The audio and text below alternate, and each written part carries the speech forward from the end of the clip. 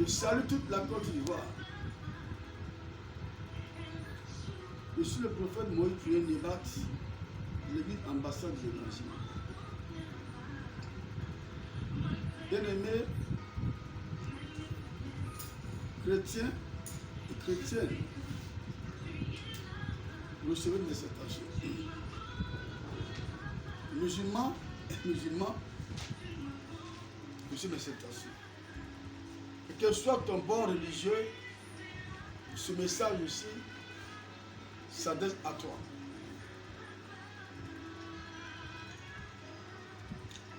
Je rappelle pour mémoire, en 2020, j'ai lancé 2 vidéos. La première vidéo est passée le 21 avril 2020. Et la deuxième vidéo a été lancée le 18 mai 2020. Et dans ces 2 vidéos, je parlais d'un songe que j'ai eu, où de gros arbres étaient tombés, de gros poissons étaient tombés. Et c'était des figures que Dieu a montrées pour dire que le pays allait frapper très bientôt de grands malheurs. Mais ça allait frapper de grands sommets, des sommités nationales, au niveau politique, au niveau religieux, dans toutes les couches sociales. Bien aimé, c'est ce qui s'est passé. Je me souviens très bien que beaucoup de personnes mortes en un temps record. Le premier ministre Gon Coulibaly est décédé.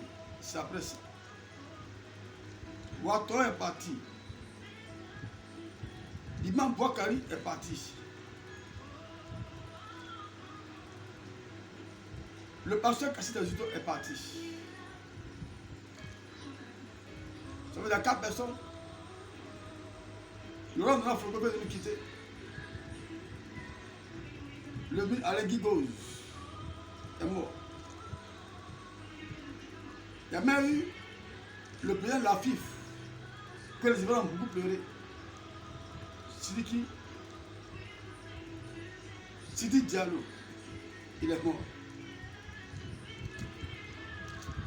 Et aujourd'hui, nous sommes en train de pleurer le premier ministre Ahmed Bakayoko. C'est pendant ce moment même que j'ai reçu le message. Il était allé au test spirituel et les pasteurs à qui j'étais, on parlait de Bako qui était décédé, on se lamentait. Et net, j'ai reçu un message que les Ivoiriens vont pleurer encore. Pour moi, quand Dieu le disait, c'est qu'on allait pleurer Bakayoko. Or, ce n'était pas ça. C'était que on allait pleurer encore dans les familles. Donc, après la mort, après l'enterrement de Bakayoko, les choses vont continuer. Peut-être même ça peut s'empirer. Parce que quand le peuple ne peut écouter Dieu, Dieu continue de frapper. Dieu m'a dit que dans les familles, il y a des gémissements, des lamentations, des pleurs. Et les choses vont s'empirer. La Côte d'Ivoire va pleurer encore. Peut-être le sang peut couler encore. Puisque nous ne sommes pas encore réconciliés avec Dieu. Mais ça peut frapper tous les milieux. Au plus haut sommet de la nation ivoirienne, au niveau politique, dans le gouvernement ivoirien, il peut encore avoir des morts. Dieu peut frapper même dans le milieu des artistes. Il peut frapper dans le milieu du football ivoirien. Il peut frapper dans le corps du Christ, des grands pasteurs, des grands prophètes, des grands révérends. Dans le milieu de l'islam, il peut frapper des imams, des guides religieux. Jusqu'à même aller frapper même le citoyen lambda. Il parlait du citoyen ordinaire. Un Ivoirien ordinaire qui se débrouille, qui n'a pas assez de moyens, peut frapper parce que la colère de Dieu ne trie pas. Quand Dieu veut frapper, il frappe, il ne trie pas. Est-ce que vous voyez un peu? Je me souviens tellement même que dans le même salon où je suis assis actuellement, hier, il y avait un feu devant moi. Parce que je me demandais si c'est Dieu qui m'avait envoyé pour parler de lui. Et je me des signes. Donc j'étais assis, puis il y avait un feu, une vision. Et Dieu me dit, vois le feu, la colère. Si tu lis la Bible, tu comprendras que Dieu compare souvent sa colère, sa furie à un feu de voix. Et je vois donc le feu qui se manifestait. Et que le feu, sa colère, est allumé sur la Côte d'Ivoire. Jusqu'à ce que l'Ivoire revienne à lui. Bien aimé, on est fatigué de pleurer encore. On est fatigué de se lamenter. On est fatigué d'entrer des morts. On est fatigué de chaque fois crier à Dieu. Dieu dit, si il établit quelqu'un sur une nation, c'est-à-dire une sentinelle, un prophète, un homme de Dieu, un voyant de l'Éternel, et que Dieu lui donne un message de repentance pour un coupable, pour un méchant, et que le méchant entend ce message, s'il ne se laisse pas avertir, ce méchant mourra, mais Dieu sauvera l'âme de la personne qui a averti le méchant. Mais si la sentinelle parle et que même si la sentinelle ne parle pas, n'avertit pas, que le méchant meurt, l'âme de la personne va demander à la sentinelle. C'est pourquoi il fait ma part. C'est dans Ézéchiel chapitre 33. Si vous devez voir le rôle de la sentinelle, le rôle du prophète, le rôle du serviteur de Dieu, de la servante de Dieu. Donc Dieu me donne d'interpeller les Ivoiriens à la réconciliation avec Dieu. Parce que si on n'est pas réconcilié avec Dieu, on ne pourra pas être réconcilié nous-mêmes entre nous. Il faut d'abord que nous réconcilions entre nous pour que la paix revienne entre nous. Et si on n'est pas réconcilié entre nous, on va s'entretuer. On va avoir des problèmes entre nous. Et pourtant, Dieu a un plan pour nous. Bien aimé, je ne souhaite pas que le mal nous arrive. Parce que la Bible nous dit que Dieu est amour. Et il dit, pour l'amour de Sion, je ne me laisserai pas, je me tairai point. Ça c'est dans Ésaïe 62. Donc pour l'amour de la nation ivoirienne, Dieu ne se taira pas. Il va tous suivre des prophètes, des hommes de Dieu pour parler aux Ivoiriens. Pour que nous revenions à lui. Si tu as compris ce message, le moment est arrivé pour toi de faire ton mea culpa et de revenir à Dieu. Je te dis quelque chose. Dieu n'est pas une personne qui se contente d'une symphonie inachevée. Quand il parle de symphonie inachevée, il s'agit de quelque chose que Dieu commande qui n'achève pas. Quand c'est bon, quand il en a une bonne prophétie, il achève. Quand c'est aussi un malheur, il achève. À moins que la personne à qui Dieu a parlé revienne à lui. Donc Dieu peut continuer. Mais Dieu que le cœur de quelqu'un soit incliné et que la personne revienne. Membre du gouvernement ivoirien.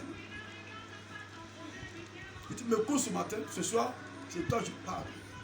Et que soit le poste que tu occupes, il est temps que tu reviennes à Dieu.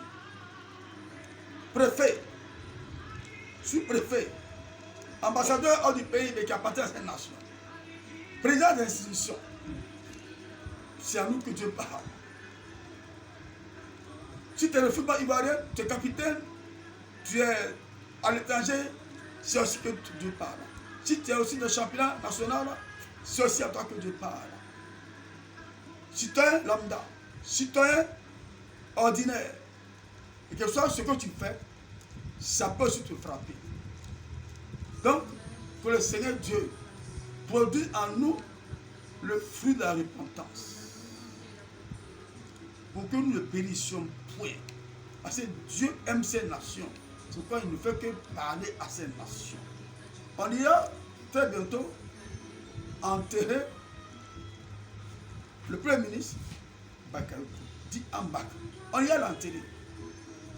Mais après son enterrement, bon, on va pleurer nous tous, hein. On va pleurer. On se demande qui l'a aidé, on va tous pleurer. Mais est-ce que les pleurs suffisent? Ce n'est pas parce que tu as pleuré que Dieu va aider son cœur. Mais si tu as pleuré, Dieu attend que ton cœur revienne à lui. Tes pleurs ne vont pas changer quelque chose à la nation. Va pleurer, tu reviens. Mais si tu vis dans la même situation là, Dieu aussi ne va pas te laisser. Mais si tu vois que tu pleures, que à cause de la mort de Bakayoko, si ton cœur est vers Dieu, si ton cœur a été attristé, et que tu fais ton miracle pas, mais Dieu va se laisser, Dieu, son cœur va s'incliner parce que Dieu est l'amour, il a un cœur, un père, le cœur d'un berger qui cherche vraiment sa brebis quand elle se perd. Dieu a la main ce pays, que le Seigneur Dieu va donner ce message, rendre capable quelqu'un de comprendre le fond de ce message qui révèle à Dieu, c'est essentiel. Bien aimé, que Dieu éloigne la mort du pays. J'ordonne que la mort s'éloigne de cette nation. Les pleurs seront de cette nation. Et que l'Ivoirien mange, boive, se réjouisse devant son Dieu comme auparavant. Au nom de Jésus. Mon contact est le 01 74 88 87. Que Dieu bénisse. Au nom de Jésus. Allez sur YouTube. Cliquez sur YouTube. Allez sur Facebook. Les 2 vidéos sont dedans. Vous allez vérifier. Les 2 vidéos que j'ai faites en 2020 sont dedans. Au nom de Jésus.